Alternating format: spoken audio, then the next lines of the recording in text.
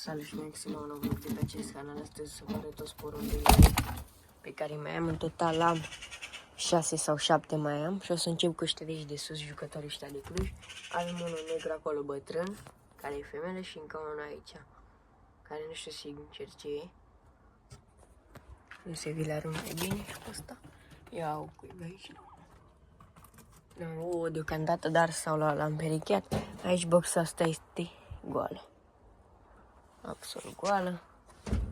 Acolo niște pene de la un porumbel, deoarece a intrat o pisică și mi-a mâncat un voiajor. Aici mai am doi pui de voiajor, s-au ascuns acolo, și cu un voltat indian. Aici este celălalt pui de voiajor, maro foarte frumos. Acolo este, nu știu sincer ce special, dar în fine, ce rasă de fapt. Și aici i-am pe ăștia. Da, nu vă mai arăt că e dezastru pe aici. Da, deci nu o să mai iau niciun porumbel, niciun animal, niciun nimic, deoarece nu pot efectiv în momentul ăsta să-i pot întreține. Și mai întâi anul ăsta o să mă axez pe studii, pe job, pe școală, pe tot ce trebuie să fac, să-mi pot să fac un venit mai mare ca să pot să-mi iau mai mulți porumbei, să fac aici, să dărâm asta sau să o renovez, să o fac să arate top, să fac curățenie, să țin mai multe și abia după aia o să mă reapuc de porumbei. Uitați aici că au ieșit și voltatul ăla indian.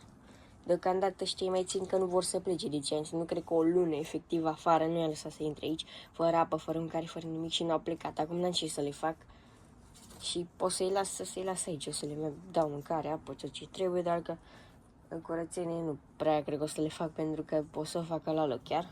Și dacă întrebați de ce sunt așa multe pene pe jos, este pentru că într-o zi am închis ușa aici și nu știu cum a intrat un motan aici, mare, și vă dați seama că a mâncat 2 porumbei și de-aia sunt atât de multe pene. Ei, dacă n-au avut ușa deschisă să le fugă, na, mi-a mâncat un voiajor alb și un voltat alb, adică perechea la ăla.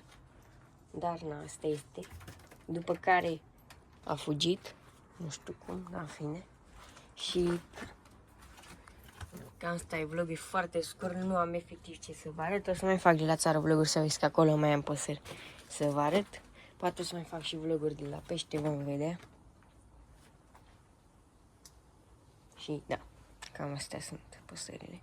Ce să vă mai zic. Cam asta e și vlogul și noi ne vedem, o să ne revedem la un nou vlog. Da, pa, pa.